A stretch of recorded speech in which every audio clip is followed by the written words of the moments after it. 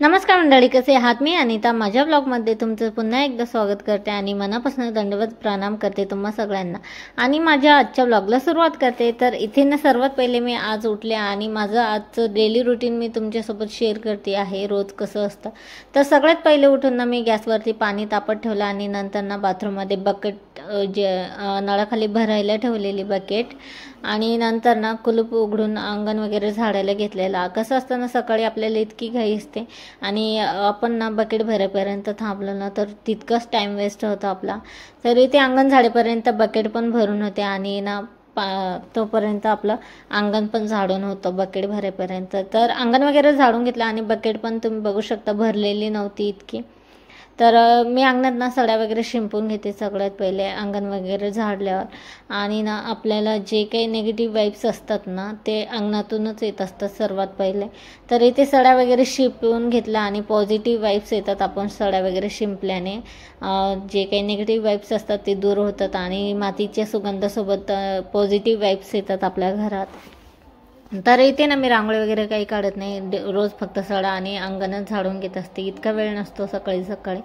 तर इथे ना मी घरात आले, अंथरूण वगैरे उचलून घेतला आणि दोन्ही कार्टून बघा बेडवरती झोपलेली होती.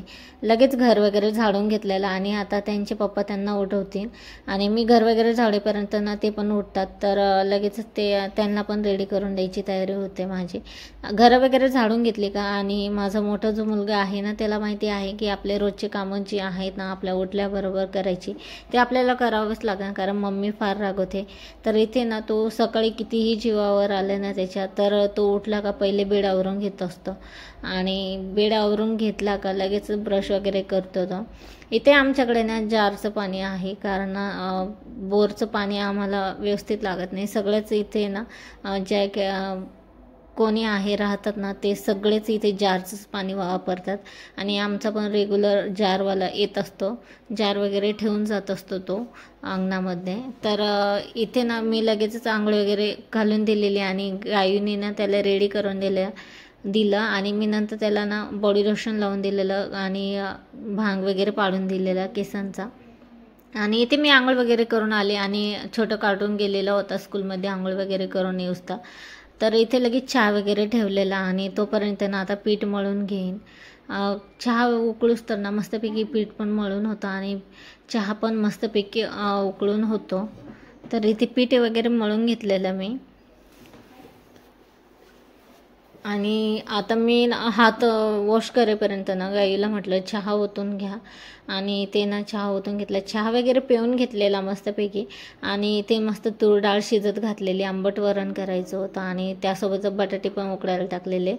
आता इथे ना भाजी आणि पोळे करून घेते मी. तर बटाटे सोबतच उकडायला टाकलेले, दोन्ही पण व्यवस्थित शिजेल म्हटलं. त्यासाठी ना छानपैकी वॉश करून घेतलेले बटाटे मी.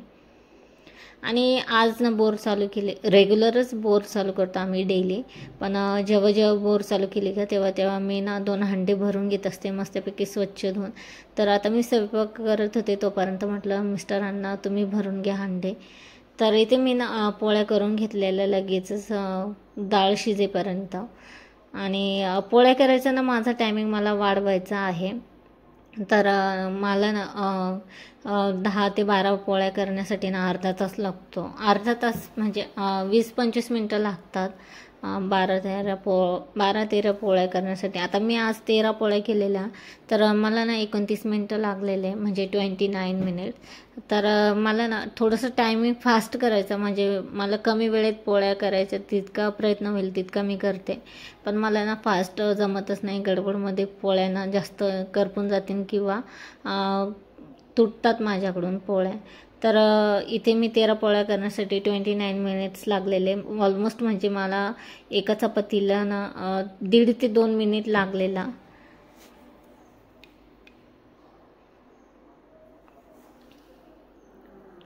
इथे चपात्या करून घेतलेल्या आणि लगेचच आता ना बटाट्याची भाजी आणि हे करून घेते, वरण करून घेते आणि सगळं म्हणजे किचन कट्टा आवरला मोकळे होऊन जाईल मी.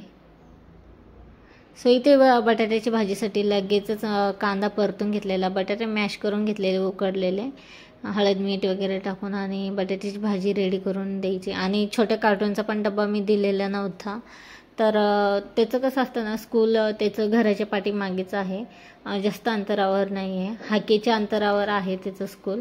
तर मी काय करत असते, त्याच्यासोबत टिफिन देत नाही, गरमागरम लगेच झालं का त्याच्यासोबत देत असते. आणि मला कधीच गडबड नसते, दोघांची स्कूल ना थोडं उशिरा असते ना, त्यामुळे निवांतच असतं. त्यामुळं काय करत असतं मी, सकाळी उठायची पण इतकी गडबड करत नाही. आणि मिस्टर पण ना जेवायला घरीच येतात, तर इथे निवांत मी स्वयंपाक करून घेत असते. आणि ऑलमोस्ट माझं ना 11 11:30पर्यंत तरी पण कामावरून जातं. तर इथे बटाट्याची भाजी करून घेतली आणि लगेचच माझ्या छोट्या कार्टूनचा डब्बा भरून दिलेला इथे मी.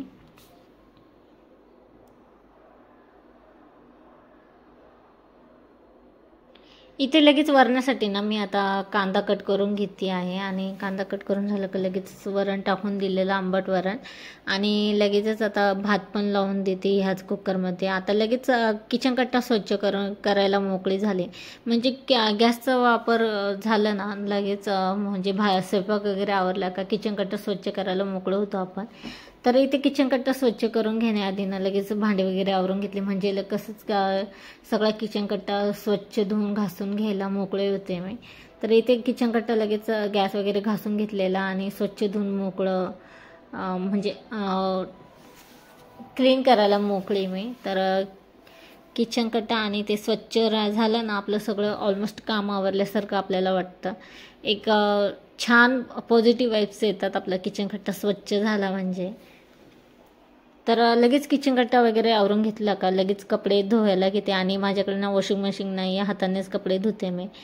तर कपडे धुवून झाले की लगेच वाळवून घेते. आणि वाळवलं का तिथला जो वॉश एरिया आहे ना, मी कपडे खाली जे पाणी पिळून टाकते ना कपड्यांचं, त्यामुळे आणि त्यावरच पाय देते, त्यामुळे ना थोडंसं वॉश एरिया घाण होतं. तर मी वॉश एरियामध्ये काही कपडे धुत नाही, पण ते घाण होतं. आणि वॉश एरिया स्वच्छ धुवून घेते लगेचच. आणि फरशी पुसून घेते, धुत नाही. तर लगेचच कपडे वाळून झाले का वॉश एरिया धुवून घेतला का लगेच फरशी पुसून घेते. आणि अशा प्रकारे माझं डेली रुटीन असतं रोज. तर इथे माझं छोटं कार्टूनसुद्धा आलेलं होतं घरी आणि माझं काम पण आवरलेलं नव्हतं. चला मग असा होता आजचा व्हिडिओ. आवडला असेल तर लाईक शेअर सबस्क्राईब करायला विसरू नका. तुम्हाला माझं डेली रुटीन कसं वाटलं नक्की कमेंटमध्ये सांगा. चला.